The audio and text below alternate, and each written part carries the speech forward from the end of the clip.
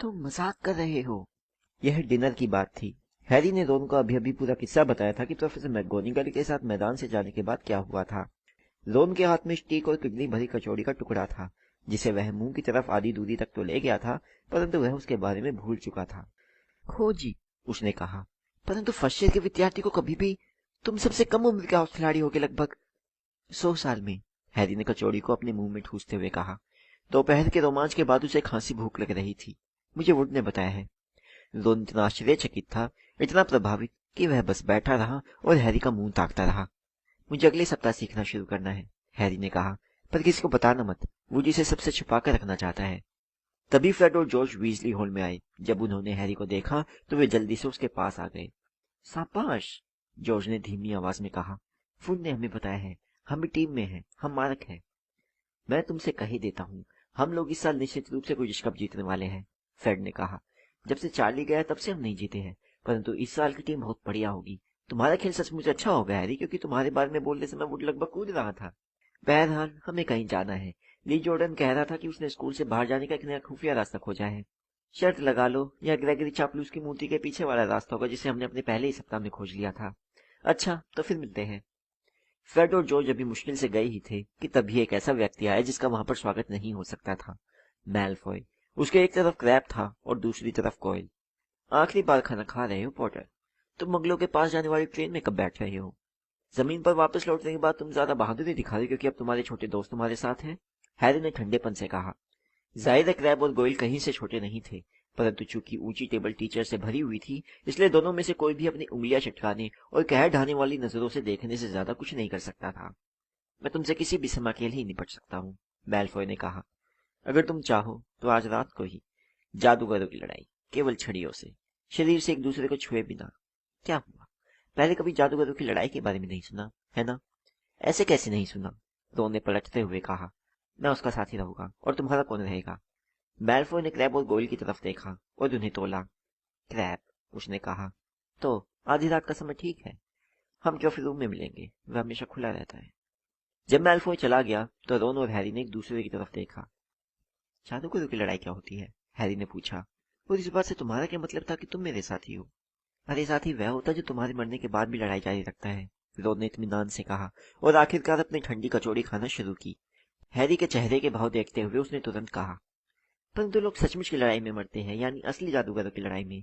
तुम और मैलफॉय तो ज्यादा से ज्यादा एक दूसरे की तरफ चिंगारियां ही निकाल पाओगे। तुम में से कोई भी इतना जादू नहीं जानता कि सचमुच का नुकसान पहुंचा सके। वैसे मैं शर्त लगाता हूँ, उसे उम्मीद थी कि तुम मना कर दोगे। और क्या होगा अगर मैं अपनी छड़ी घुमाऊं और कुछ ना हो? तो छड़ी दूर फेंक देना और उसके नाक पर एक मुक्का मार देना, रोन ने सुझाव दिया। माफ कीजिए, उन दोनों ने ऊपर देखा। हरमाइनी ग्रेंजर थी। क्या कोई इस जगह शांति से नहीं खा सकता? रोन ने कहा। हरमाइनी ने उसकी बात अनसुनी करते हुए हैरी से कहा, ना चाहते हुए भी मैंने सुन लिया कि तुम्हारे और मैलफॉय के बीच क्या बातें हुई है। मैं शर्त लगाता हूँ कि तुम चाहती तो ऐसा नहीं होता, रोन बुदबुदाया।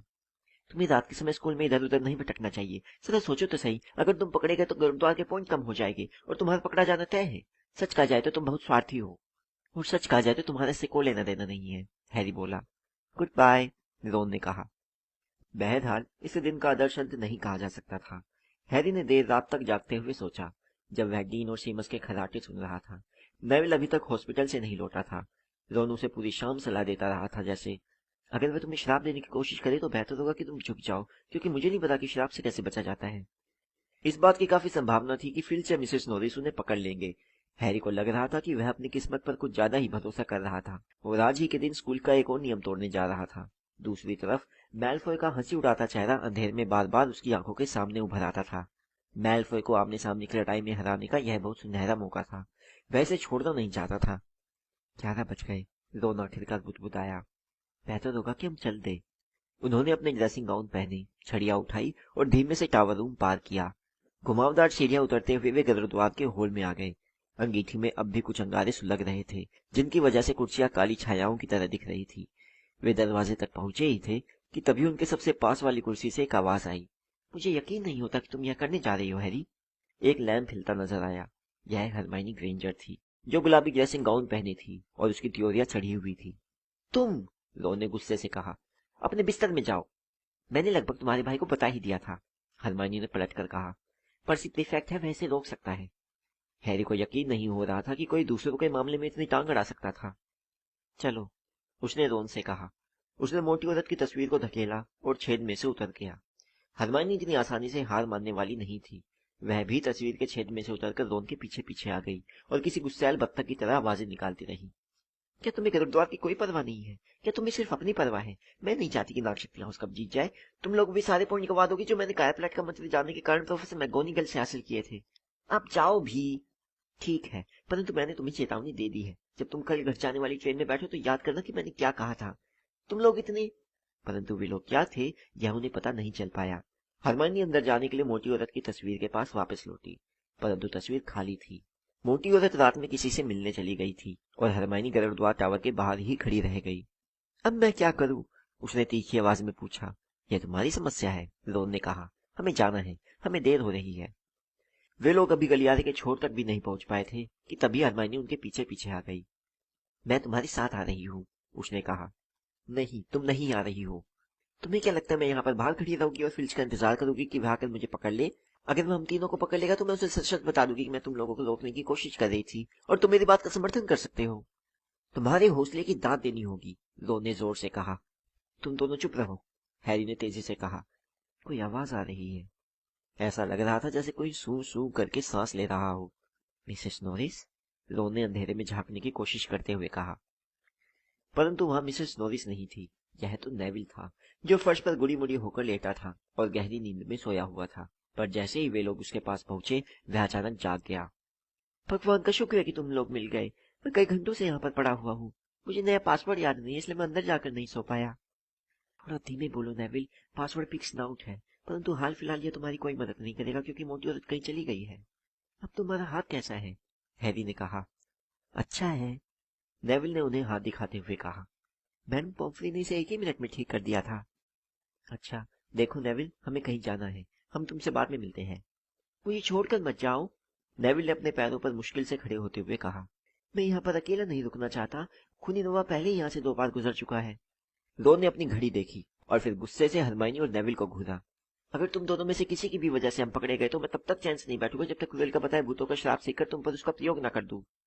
हरमाइनी ने अपना मुंह खोला, शायद रोन को यह बताने के लिए कि भूतों के श्राप का प्रयोग किस तरह से किया जाता है, परंतु हैरी ने उसे चुप रहने का इशारा किया और उन सभी को आगे बढ़ने का संकेत दिया। वे लोग गलियारे में आगे बढ़े, जहां ऊंची खिड़कियों से आती चांदनी की वजह से रोशनी थी। हर मोड़ पर हैरी फिल्च या मिसेस नॉरिस से टकराने की उम्मीद कर रहा था, परंतु उनकी किस्मत अच्छी थी। वे तीसरी मंजिल तक जाने वाली सीढ़ी पर तेजी से चढ़े और पंजों के बल चलकर ट्रॉफी रूम तक पहुंचे। मैल्फॉय और क्रैब अब तक वहां नहीं आए थे। चांदनी जहां पड़ रही थी वहां सफ्टी की ट्रॉफियां चमक रही थी। कप, शील्ड, प्लेट और मूर्तियां अंधेरे में चांदी और सोने की छटा बिखेर रही थी। वे दीवारों से सटकर आगे बढ़े। उनकी निगाहें कमरे के दोनों सिरों पर लगे दरवाजों पर थी। हैरी ने अपनी छड़ी निकाल ली क्योंकि उसे डर था कि मैल्फॉय अचानक उस पर कूद पड़ेगा और तत्काल लड़ना शुरू कर देगा। कई मिनट गुजर गए। उसे देर हो गई है, शायद वह डर गया होगा, रॉन फुसफुसाया। तभी अगले कमरे में हो रही एक आवाज ने उन्हें चौंका दिया। हैरी ने अपनी छड़ी उठाई ही थी कि तभी उन्हें किसी के बोलने की आवाज आई, और यह मैल्फॉय की आवाज नहीं थी। जरा चारों तरफ सूंघो तो सही मेरी रानी, वे लोग किसी कोने में छुपे होंगे। यह फिल्च की आवाज थी जो मिसेस नॉरिस से बोल रहा था। हैरी दहशत में आ गया और उसने हड़बड़ाकर बाकी तीनों को फटाफट अपने पीछे आने का इशारा किया। वे लोग फिल्च की आवाज के दूसरी तरफ वाले दरवाजे से चुपचाप खिसक लिए। नेविल का दुशाला दरवाजे से बस बाहर निकला ही था कि तभी उन्हें फिल्च के ट्रॉफी रूम के अंदर घुसने की आवाज सुनाई थी। वे यहीं कहीं पर है, उन्होंने उसे बुदबुदाते सुना। शायद छुपे हुए हैं। इस रास्ते से, हैरी ने अपने साथियों से कहा। आतंकित होकर वे एक लंबे गलियारे में झुककर चलने लगे, जो कवचों से भरा हुआ था। उन्हें सुनाई दे रहा था कि फिल्च करीब आ रहा था। नेविल अचानक डरकर चीखा और दौड़ पड़ा। वह फिसल गया। फिसलते समय उसने रोन की कमर पकड़ ली और वे दोनों एक कवच पर गिर पड़े। टकराने और गिरने की आवाजें पूरे महल को जगाने के लिए काफी थी। भागो! हैरी चीखा और वे चारों गलियारे में तेजी से दौड़ने लगे। उन्होंने मुड़कर भी नहीं देखा कि फिल्च पीछे आ रहा था या नहीं। दरवाजे की चौखट से मुड़कर वे एक के बाद दूसरे गलियारे में सरपट दौड़ते रहे। हैरी सबसे आगे था, परंतु उसे यह बिल्कुल भी नहीं पता था कि वे कहाँ थे या कहाँ जा रहे थे। वे एक दीवार पर लगे पर्दे को फाड़ते हुए अंदर घुसे और उन्होंने खुद को एक खुफिया रास्ते के अंदर पाया। वे इसमें टकराते और भड़बड़ाते हुए दौड़े। इस रास्ते से वे सम्मोहन की क्लास के पास निकले और वे जानते थे कि यह जगह ट्रॉफी रूम से मीलों दूर है। लगता है हम बच गए, हैरी ने हाफते हुए कहा। उसने ठंडी दीवार से टिककर माथे का पसीना पोंछा। नेविल दोहरा हो गया। वह घरघराहट के साथ सांसें ले रहा था और फुफकारने जैसी आवाजें निकाल रहा था। मैंने तुमसे कहा था, हरमाइनी ने हाफते हुए कहा। सीने पर लटके ड्रेस के फंदे को पकड़ते हुए वह बोली, मैंने तुमसे कहा था। हमें गुरुद्वारा टावर की तरफ लौटना चाहिए, रोन ने कहा, जल्दी से जल्दी। मैल्फॉय ने तुम्हारे साथ चाल चली है, हरमाइनी ने हैरी से कहा। तुम्हें समझ में आ रहा है या नहीं? तुमसे लड़ने का उसका कभी इरादा नहीं था। फिच को पता था कि ट्रॉफी रूम में निश्चित रूप से कोई आने वाला था। सिर्फ मैल्फॉय ने उसे बताया होगा। हैरी ने सोचा कि शायद वह सही कह रही थी, पर वह उसके सामने यह मानने को तैयार नहीं था। चलो वापिस चलते हैं। परंतु यह काम उतना आसान नहीं था। वे अभी 12 कदम ही चले होके कि तभी एक दरवाजे का हैंडल घुमा और उनके सामने वाले क्लासरूम से कोई चीज तेजी से उड़ती हुई बाहर आई। वह पीव्स था। उसने उन्हें देखा और खुशी के मारे किलकारी भरी। चुप रहो पीव्स, प्लीज, तुम्हारे कारण हमें स्कूल से निकाल दिया जाएगा। पीव्स खिलखिलाया। आधी रात को बाहर घूम रहे हो फर्स्ट ईयर के बच्चों। चा बदमाशी करते हो, पकड़े जाने से डरते हो। अगर तुम नहीं बताओगे तो हमें कोई नहीं पकड़ पाएगा पीव्स, प्लीज। मुझे फिल्च को बताना चाहिए, जरूर बताना चाहिए, पीव ने संत जैसी आवाज में कहा, परंतु उसकी आंखों में शैतानी चमक दिख रही थी। तुम तो जानते हो यह तुम्हारे भले के लिए है। हमारे रास्ते से हट जाओ, रोन ने कहा और पीव्स को झपटकर मारने की कोशिश की। यह बहुत बड़ी गलती थी। विद्यार्थी बिस्तर से बाहर है। पीव्स गला फाड़कर चीखा। विद्यार्थी बिस्तर से बाहर निकलकर सम्मोहन गलियारे में घूम रहे हैं। पीव्स के नीचे से झुकते हुए वे लोग अपनी जान बचाने के लिए भागे, सीधे गलियारे के आखिरी सिरे तक, जहां वे एक दरवाजे से धड़ से टकराए और इसका ताला बंद था। अब तो फंस गए, रोन ने कराहते हुए कहा। उन्होंने दरवाजे को धक्का देकर खोलने की जी तोड़ कोशिश की, पर दरवाजा टस से मस नहीं हुआ। अब हमारे काम लग गए, हमारा खेल खत्म हो गया। उन्हें कदमों की आवाज सुनाई दे रही थी। फिल्च पीव्स की चीखों की तरफ जितनी तेजी से दौड़ सकता था दौड़ता हुआ आ रहा था। चलो एक तरफ हटो, हरमाइनी गुर्राई। उसने हैरी की छड़ी छीनी, दरवाजे को ठोका और धीरे से कहा, अल्लाह मोरा। ताले में क्लिक की आवाज आई और दरवाजा खुल गया।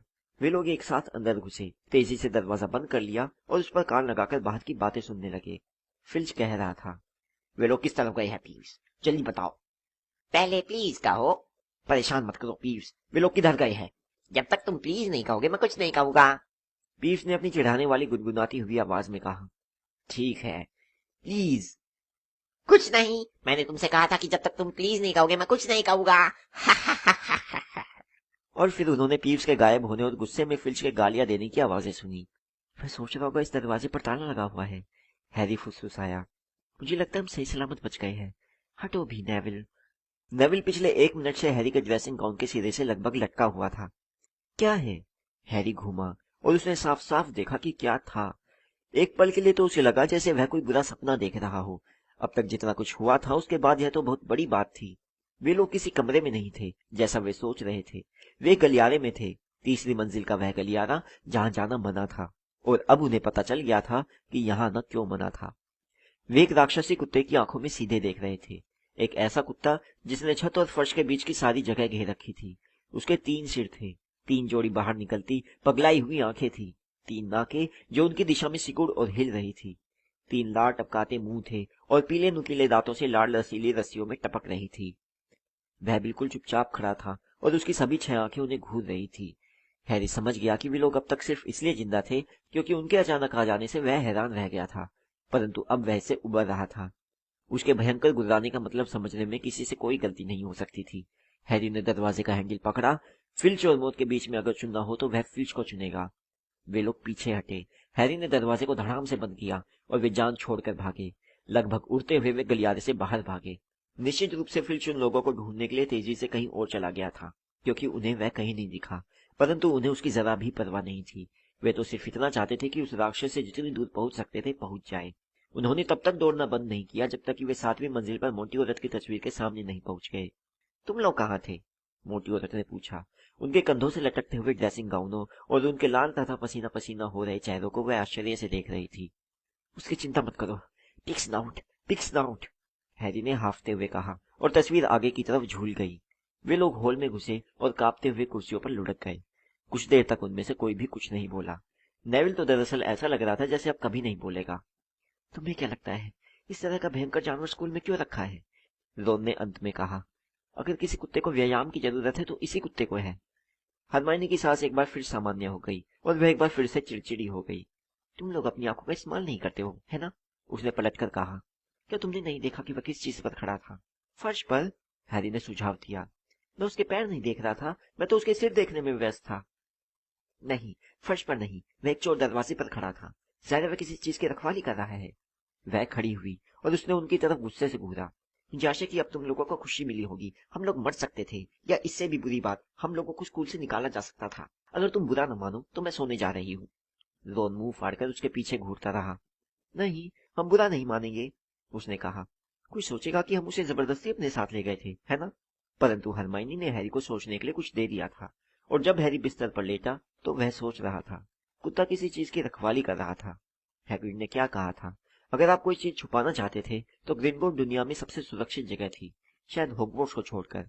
ऐसा लग रहा था जैसे हैरी को यह पता चल गया था कि 713 नंबर की तिजोरी से निकाला गया छोटा सा गंदा पैकेट कहाँ पर था।